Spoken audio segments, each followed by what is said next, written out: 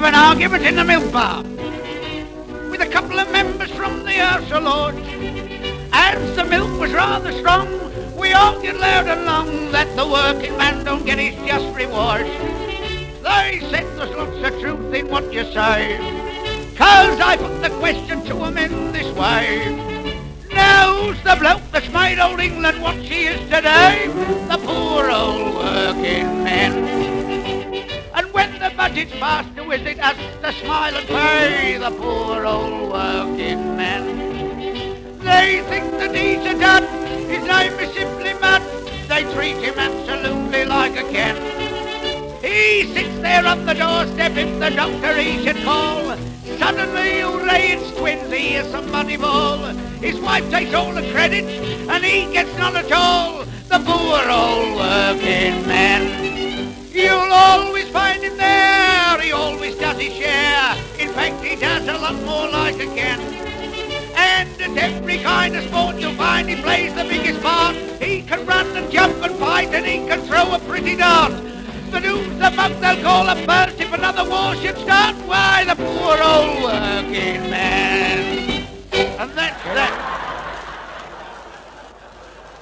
When you factor it, the last bloke to get any consideration in this world is the working man. Look at them in Parliament. What do they do for the working man? What do they do? Promise him everything, give him nothing, and before he gets it, they take it off him. Not only here, but all over the world. It's the same, even in Russia. Russia, and they brag of the freedom. They're interfering with the working man's innocent amusements, taking all the kings and queens out of the packs of playing cards. Now, if you want to go nap, you've got to have 4 town councillors and a sanitary inspector.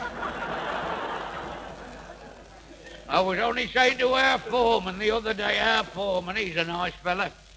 I couldn't make him out when I first met him. I thought he was a little bit religious. Somebody had just dropped a paving stone on his foot. He was sitting on the edge of the barrow telling God all about it. Well, when I got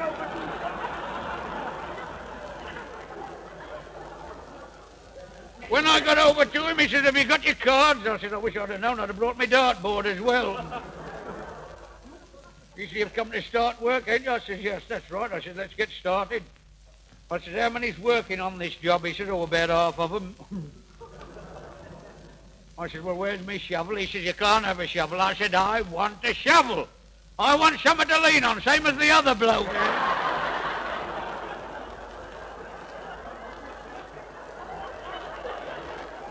He said, get hold of that barrow. I said, right, what do I do with it? He said, well, you fill it. I said, what with? He says, cement. I said, yes. He said, then on top of the cement you stick 2 boards, and on the 2 boards you stick 50 bricks. Then you run the whole lot up that plank there, along the plank there, take it to the bloke up on the top, he does all the work.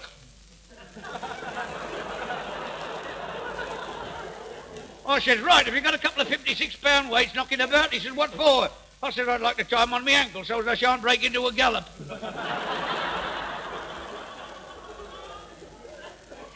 I tell you. It's a treat to get home at night, ain't it? I got home the other night, there was my old woman. I wish you could meet my old woman. The greatest mistake of my life.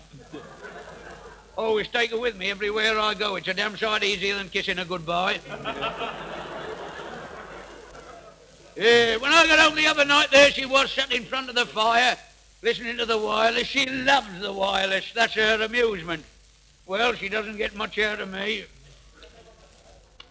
You know how it is when you get my age, you soon have half ounce of tobacco.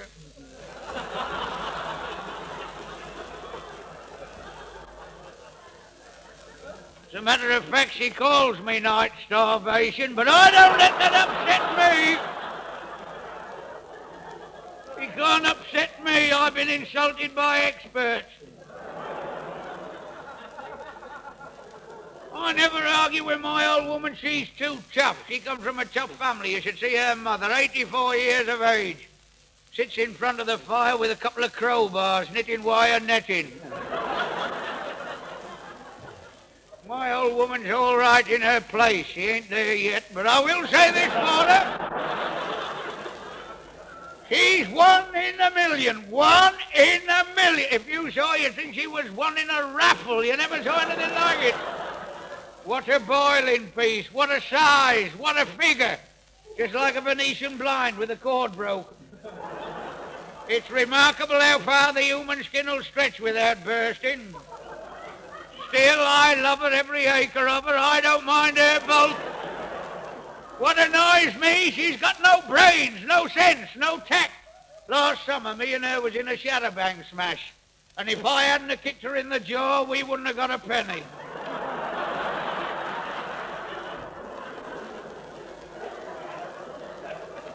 It beats me how a woman without brains can live so long. I think she's studying to be an idiot.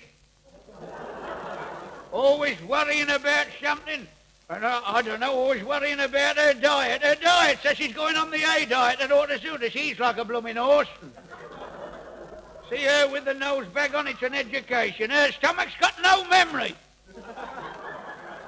She sat down today, she had a beef steak. If it had been any bigger, she could have milked it.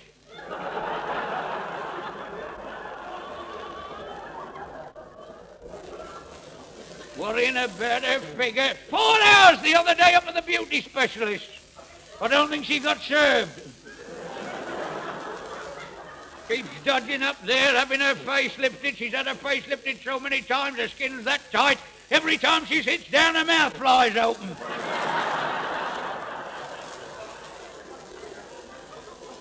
Not only worries about her own figure, she worries about mine and all. Started grousing about my circumference. I had to go up to the doctor looked at it, he said, "What's the matter with it?" I says, "Nothing, but ain't it a beauty?" He said, "It's perfectly natural." I said, "I know, but my old woman said it looks untidy." Oh, he says, "Well, what do you want me to do?" He said, "You want to get rid of it?" I said, "Yes." He said, "Well, I'll have to have your cooperation." I said, "To remove the corporation, you shall have my cooperation." He said, "You know what it is?" I said, "I've not the slightest idea." And he said, "It's beer." I said, "What, all of it?" I mean, it's worth a bob or two, ain't it? He said, "Well, if you want to get rid of it, you'll have to give up the beer." I said, "A splendid idea. What am I going to drink?" He says, "Drink milk. Go on a milk diet." I tried it for 3 weeks. I had to buy a brassiere. You know, my old woman... Hey!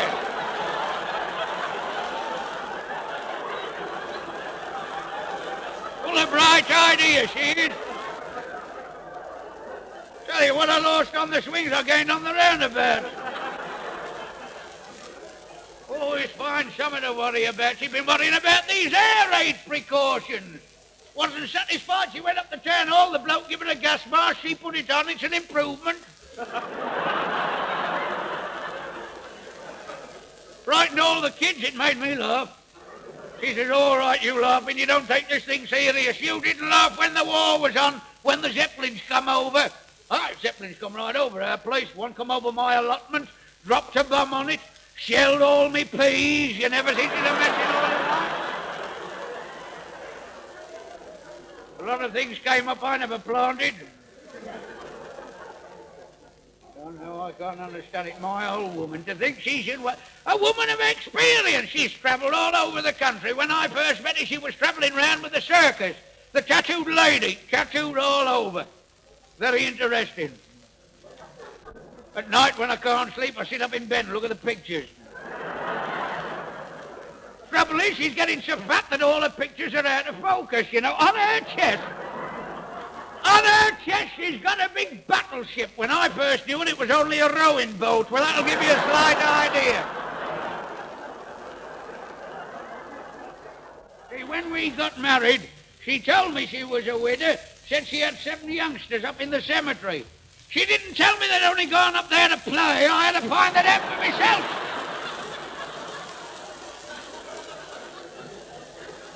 7 of them, and the youngest, little Sebastian.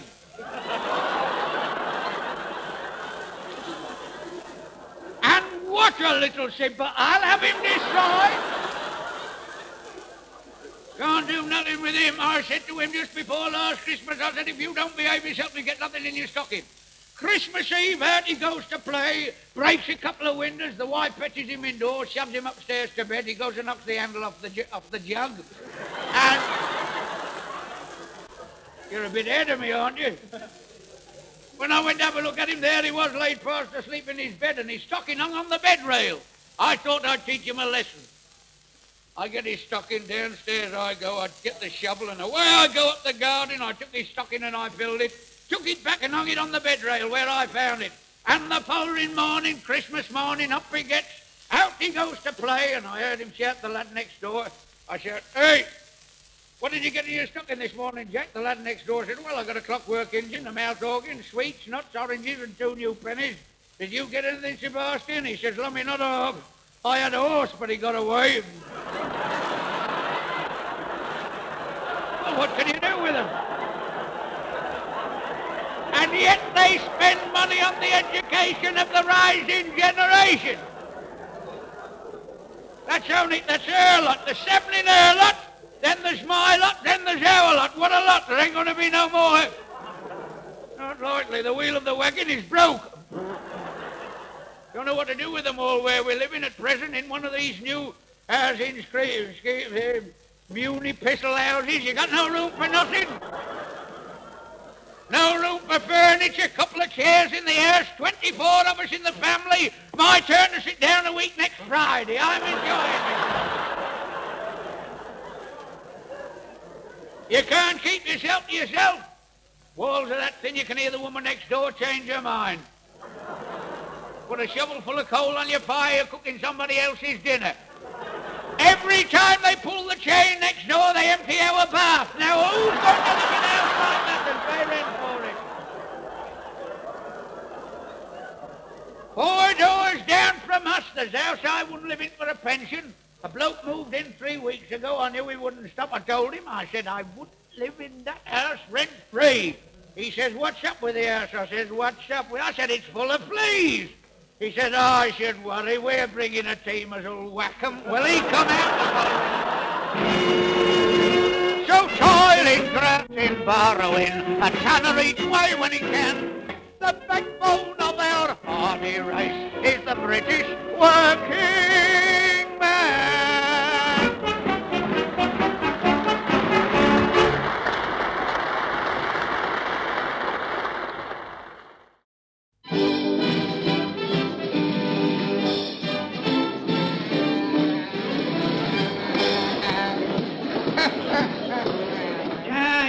We're living in now, and we've got her sister come to stay with us, brought her 4 kids, they've evacuated on us. And then there's our 16. We don't know where to put them all, running about. The wife gets worried these dark nights.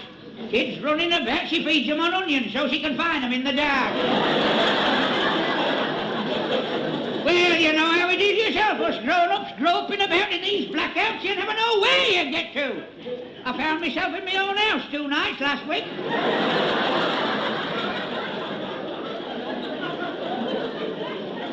We got one of them R.I.P. chaps round our way. He's a damn nuisance. With his blacking out, we've hardly got any clothes on the bed.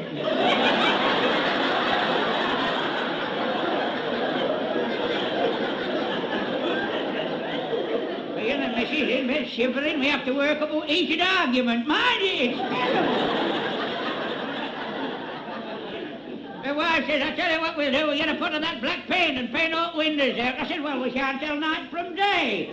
How am I going to tell what time it is to get up for my work?" She says, "Put the clock side of the bed, box of matches, strike a match, look at the clock, and there you are." Well, first night we get to bed, I said, well, we get off to sleep, see, so I woke up a few hours after. I struck a match, I looked at the clock, it was 5 minutes to 4. She says, "What are you marveling about? Get back to sleep." No, she sleeps this side. She says, "You got nearly 2 hours yet, so up I go to sleep again." Next time I woke up, struck a match, looked at the clock, it was 8:30. I said, "This is a brilliant idea." First morning, I've lost a quarter, half out of bed, into me togs, dashed down to work. I said to the foreman, "I'm sorry I'm late this morning, I overslept myself." He says, "Aye, where was you yesterday and the day before?" You know.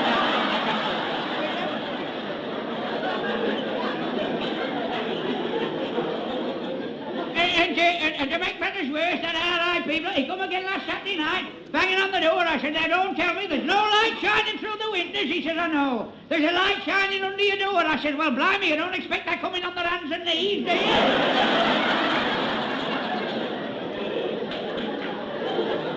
But we We got to put up with it, you know. It's a good job we didn't get the wife's other sister down with us. She's a right busybody. She's gone out to the other side Wrexham there. Right out in the country, you know, and, she arrived here on the Saturday with the kids, and she said to the woman of the house, she says, well, can I give you a hand with anything? You know, always trying to poke her nose in things. The woman says, no, it's quite all right, I can manage. She said, well, I'd like to help with the housework. I know it's extra load for you. The woman said, it's quite all right, don't bother yourself, I can manage.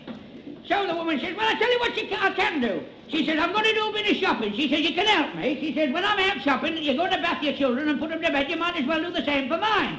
Away goes the woman shopping. When she comes back, the house was all nice and quiet. She says to the wife's sister, well, you bathed them all, put them to bed, and you managed all right? She says, I did. I had a bit of a struggle with the red-headed and with the glasses on. The woman says, truth, that was my husband.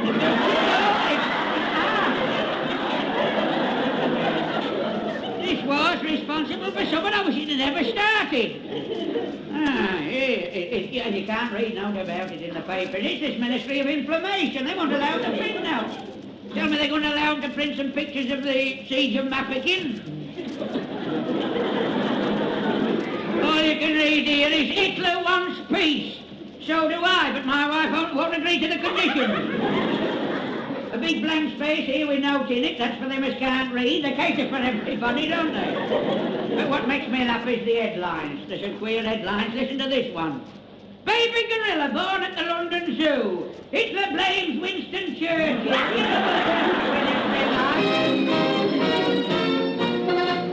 We're going to hang out the washing on the Siegfried Line. And the washing on the hang out the washing on the Siegfried Line. For the washing day is here.